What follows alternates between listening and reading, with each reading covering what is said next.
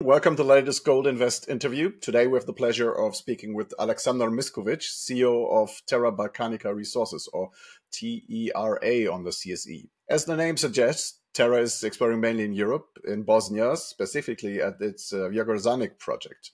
There have been some very interesting developments since I last spoke to Alexander. It's a while back, to be honest, and we're very keen to get an update. Welcome, Alex. Good afternoon, Bjorn. Thank you so much for having me on, and greetings to all the goldinvest.e investors and followers. Thank you. It's good to have you on again. To get things going, please give us your 60 seconds pitch for viewers that are not yet familiar with the story and to remind us of what Terra is about. So Terra Balcanica Resource Corp, trading on the Canadian Securities Exchange under the ticker Terra, T-E-R-A, and on Frankfurt under the ticker UB10 or UB1, is a junior Canadian explorer, primarily operating in Europe. So as the name suggests, our focus has been the Balkans, more specifically the country of Bosnia and Herzegovina. For those ones who are familiar with the story of Adriatic metals, they surely know where Bosnia is and what treasures it can unearth. We are located about 80 kilometers east of Adriatic's Varish silver mine.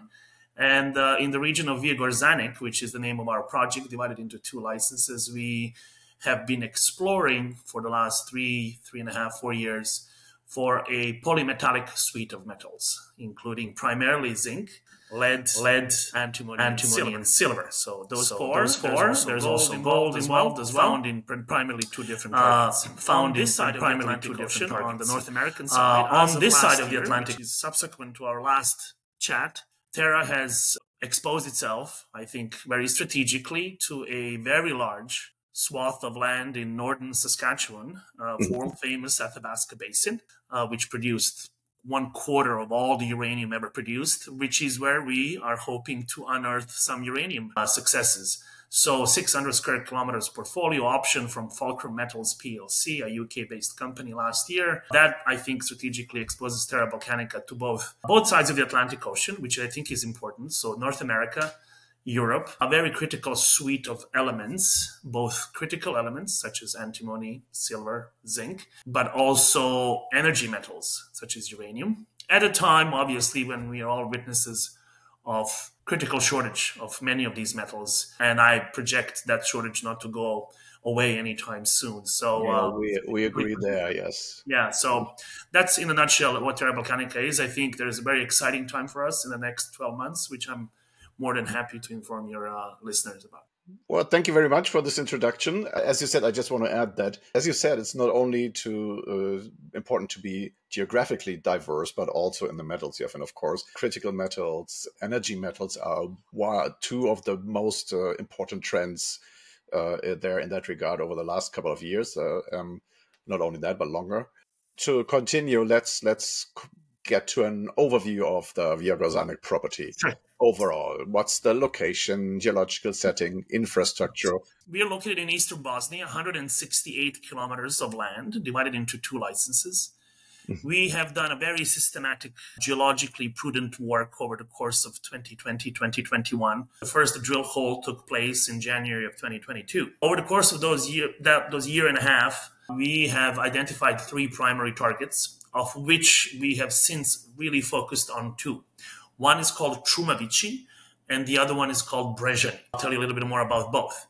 What is important for your listeners to understand is that right next to us, literally 7 miles or 7 kilometers away as a crow flies, we have an operating mine, which is a former Yugoslav mine that has been purchased by Mineco Ltd out of UK, a company that also operates one more mine in Bosnia, Oliva mine, lead zinc, and also a few other mines in Serbia. So there are quite a presence regionally.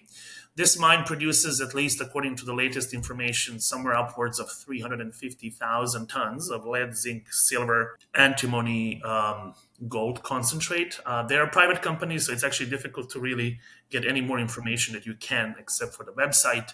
But we do know that the mine is operational. It employs quite a lot of people regionally. And they're exploring these epithermal intermediate sulfidation veins that in their case run northeast, southwest, as opposed to ours.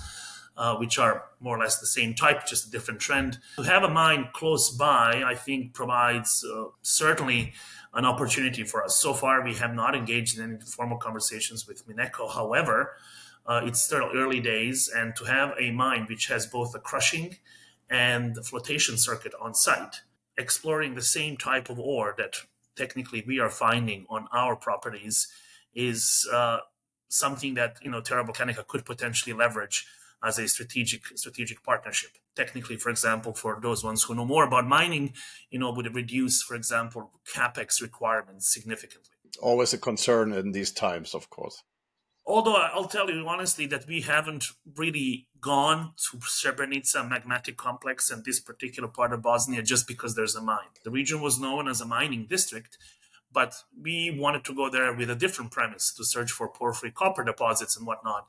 And then we found what we have. So we weren't driven by the proximology thesis. We were driven by pure geology. These neogene oligomycene complexes that are prolific through Serbia, Northern Macedonia, and Greece, and then all the way in Turkey, actually are quite scarce in Bosnia. So the only place in Bosnia where similar type of rocks outcrop is actually exactly in Srebrenica. So this was the reason for us to go there. So again, I'll try to be brief. Since then, we have explored, identified, and drilled 2 different targets.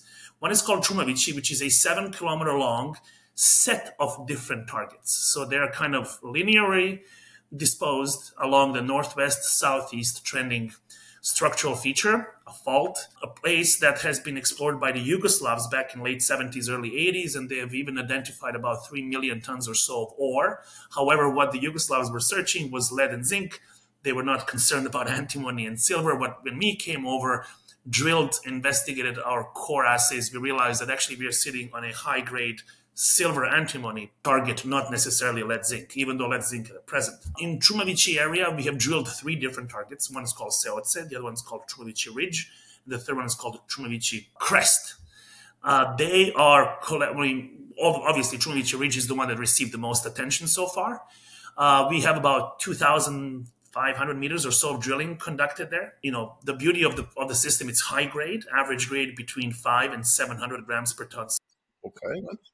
Now, with the antimony being part of the equation and antimony prices going through the roof, we have identified just on Čumavići Ridge certainly about 150 meters of a long strike continuity of the system, about 200 meters down dip, and the average thickness of the body is between 5 and 10 meters. Okay, so when you multiply those things, even though it's a very early days and it's only one target out of many, of course, we haven't still touched 2 other different targets, one called Kazani, the other one called Čumurnica. We are yet to do that. The beautiful thing about Čumavići target is that there is a road running through the middle, which means that you don't necessarily have to have everything in one place.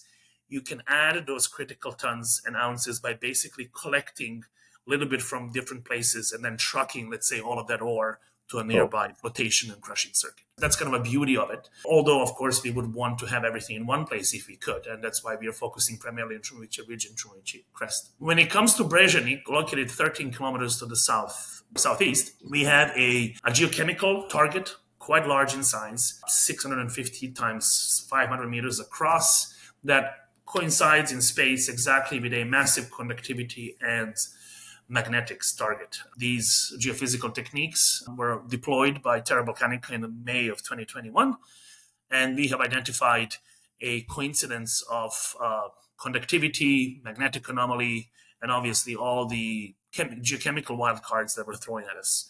Increase in arsenic, bismuth, tellurium, obviously zinc, lead, antimony, and whatnot. So this is where we put the first primary hole back in August of 2023 in hope of trying to intersect the deep porphyry. On the way down to the deep porphyry, we have actually sliced through 3 different things. Okay. At the very surface, we have about 100-meter thick layer of gold-rich skarn. For those ones who are geologists, they know what skarn is. So about, grading at about 0.61 grams per ton gold. Relatively okay content, but what I like about it is the fact it starts from surface and it goes for the entire 90 meters without interruption.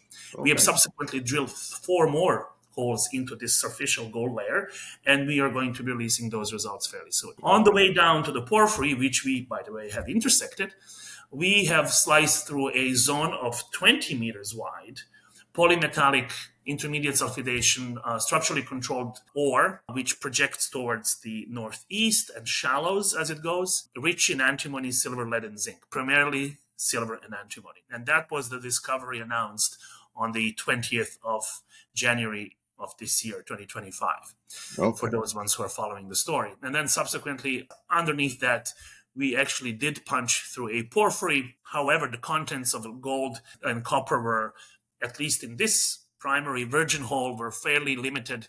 So we decided to focus on the intermediate sulfidation body, the 20-meter thick one, the discovery, and the gold on the surface as two relatively low-hanging fruit that we can pick up and advance with the capital that we have. So that's in a nutshell what has been done so far, and I can tell you later on what the plans are for the event. We're certainly going to come to that, and I think it sounds very interesting. I mean, it sounds as if you weren't really looking for the gold content on your way down. So that's, however, what the content is. It's a pleasant surprise. The other thing I remember is when we talked about, I think it was in the summer of 23 that we last talked, and we talked, of course, about the antimony, but it hadn't become such a focus since then. So it was just one of a suite of metals that you had there. Now, though, it's very much in focus because the price has gone, let's say, ballistic, to coin a word. So give our viewers an overview of why, what happened in between. In retrospect, when you look at a rear view mirror, we technically are actually primarily a silver antimony project. When you look at actually various proportions of different metals, yes, we have not been paying attention kind of closely to it. It was always a part of our silver equivalent calculation. We've never excluded it. However, we didn't really put much emphasis until, of course, about half a year ago, when I looked at the antimony prices and realized that there is an antimony story developing here. I'm sure many of your followers know it, but I think the price of antimony this time last year, maybe slightly earlier, let's say January 2024, were something like $4 or $5 a pound, similar to copper. And then all of a sudden, of course, most significantly affected by the ban on exports introduced by the Chinese government in November of 2024, the price has, to kind of repeat what you said, it was skyrocketed. I think it reached the peak the other day, $60,000 a ton. When you divide that by pounds in a ton, you end up with $27 a pound. Now, this rise, it's difficult to project how sustained it can be. However, what's undeniable is the fact that there is a real shortage of antimony. So Chinese have not introduced the ban for nothing. They are producers of 45% of the world's antimony themselves.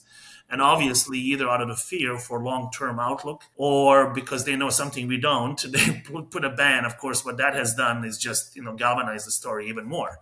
Now we hear that American government is very much in need of antimony as well. Antimony was explored primarily by Idaho back in the 50s and 60s and then kind of forgotten about. Now it looks like there is a renaissance there taking place as well. The fact that, that made me basically go back and look at our assays, and I realized, oh my God, if I do and recalculate now silver equivalent values based on the new numbers and new prices, I'm basically doubling the value of the project. We still in our press releases try to use conservative numbers. I think in the last press release, when we mentioned the discovery in Brezhny, I used $17 a pound. We have since readjusted our numbers. So whoever wants to check our corporate website on the title page of www.terrabresources.com, we'll see on the page 17 of a corporate deck that we have now changed the numbers. Obviously, I cannot change back the already issued press releases, but I can certainly recalculate values because it's real. That is the value of the project right now. So that's really a welcome addition to what I thought was always a very good story. Our silver values were always very high. And now with the addition of that critical metal antimony, I think it becomes even more lucrative. What I think particularly is interesting for Terra is the fact that we are located at European backyard in a sense, or right at the doorstep of European Union. Unfortunately now, because of the geopolitical situation and the need to arm, I wish it wasn't the case, but because of the recent move by the European Union to rearm the continent, well, guess what? Antimony is used as a strategic armoring alloy for steel, for tanks, and armored vehicles and whatnot. So, I mean, again, it's difficult to project the price, but in the future, 1 year from now, and, usually people say whatever goes up comes down, but I think it's going to stabilize at quite a significant number and remain there so long we have this supply shortage. Of course, antimony is only one part of the many critical metals that are in demand, but we have it, and we have it in quite a high number. The discovery in Brezhny featured the sweet part of that intercept, about 10 meters thick, of 1.5% antimony, more or less. So that's a very mineable result. Of course, what remains for Terra to do is to confirm the continuity of that body and come up with a tonnage. We can talk about it later on. Antimony, again, for those who do not know about the metal, used in solar panels, primarily by the Chinese manufacturers, strategic armoring, so defense industry, used, of course, traditionally as an alloy to steel to make it stronger and lighter. Again, when you look at the map of Europe, I mean, there aren't that many antimony projects. Balkans, however, does have them. So there are former antimony mines in the Balkans, either opened or ran by the communist government. The geology of the Balkans is usually intermediate sulfidation polymetallic and does have an antimony component in addition to lead, zinc, and silver, both in Serbia and Bosnia. I think something that we necessarily weren't paying too much attention to, but as they say, we'll take it and we'll run with it. Our exploration plan does not really significantly now change because we have an antimony as a part of the mix. We are still going to continue to be driven by the structure and the shape of the body, and how we approach drilling it will be determined based on the assays. But of course, both Čumovići and Brezhny contain significant amounts of antimony, which is a welcome thing for us. Well, and also the other, probably, let's say, dominant is if I say that, if I have that taken that away correctly, is the silver richness of the deposit. And silver, as taken that away correctly, is the silver richness of the deposit. And silver, correct, as most of us know, Noah has also had quite a good run already over the last 12 months at the minimum. There you have it. You have the two metals that are very much in demand. Also, I think the silver market is deficit driven to some extent too, especially and you mentioned that for the antimony, it's also used in the solar industry, and the projections there are that silver is going to be very much in demand going forward, and already going forward from to be honest, Bjorn, I was and people were saying this time last year, they were saying that, it is going to run to $50 an ounce. That obviously hasn't happened. The other day it hit 34. So obviously it has reached a different base level, and it's going to, I think, stay there. And now it's just a matter of, whether it's going to go any higher. But obviously silver is something that, many junior market, small cap investors are very bullish on at the moment. Well, we're certainly looking forward to see how that goes. But as we said earlier, then tell us how you're going to profit from those favorable market conditions. What are the goals for this year? What are you planning to do? One thing that was, I must use the word frustrating with Terra's story so far, is that despite having world-class intercepts, and I'm not going to shy away from that word, for people who don't know about Terra, they can go and Google Terra, our previous press releases and intercepts, and then just go and compare us with the other competitors on something called, let's say, Junior Mining Hub or minerdex.com. These are two, and there are many more different platforms that compare intercepts in the world. Obviously, Terra doesn't have a resource. I mean, that's for sure. We are aiming towards having one within the next 24 months. However, when you look at the pure intercept value, grade times thickness, we were always ranked, at least in terms of silver space, top 5, top 10 in the world. Okay. Yet, for various different reasons, we were not able to really monetize on that. And of course, I would like to say again, it's not an excuse, that market conditions were primary reasons for that. Capital has simply dried up. There was no interest to pick up on early exploration stories, in a sense, when many of the producers were also trading at a discount. That gave me a bit of a consolation, knowing that I'm not the only one. However, there was a kind of frustration deep down, given the fact that we had something to report and something to be proud of. Technically, I think our team has delivered after working so hard to define these targets and drilling them. Yet the share price didn't really go anywhere. One way to address that issue in a kind of an immediate way is for management has gotten together and decided to, this time around, invest significantly more into promotion and marketing. Get the proverbial eyeballs on the story, get people familiarized, those ones who do not know about Terra or those ones who know about us but have forgotten us the value, the intrinsic value of these assets, and primarily the promise of. That's ultimately what we all at junior mining cap companies are giving or offering to investors. When you compare us, let's say, to Wisla Silver or Adriatic Metals, their commencement is very much similar to us, both in terms of the share price, where they kind of lifted off, the time span over which they developed the initial resource, the mixture of metals they have, and obviously, in case of Adriatic Metals, the geographic proximity to us. I always joke and say I would love to replicate even 1/4 of Adriatic story. I think everybody would be happy. Now that we feel the sentiment is changing, or it has to some extent changed, there is undeniable desire for critical metals, and maybe a handful of them, or at least a dozen of them are in focus, and we happen to have, I think, 3 of those, if not more. Our strategic location in Europe, proximity to the industrial hubs of Germany and Switzerland and France, and connections by rail. We've done in 2024 quite a few things. We have, for those ones who didn't know or don't know about us, we have executed relatively considerable, but at the same time sensible corporate consolidation. We have rolled back 3-1, trying to respect the shareholders, but at the same time provide room for more fresh blood. Especially North American Canadian investors like nice compact structures, and our outstanding share count is only $52 million. We have backstopped the price. We did not allow it to collapse subsequent to rollback. We have acquired uranium. We have appointed a couple of key people as part of our personnel just recently. Mr. Matthew Coyard as our business development officer, who's going to be working alongside with me to really get the message out and help me with the financing. Kind of a, house cleaning last year, adding, I think, a critical portfolio of uranium, preparing ourselves for what seems to be a change in sentiment, and then capitalizing on 2025. Okay, well, thank you very much.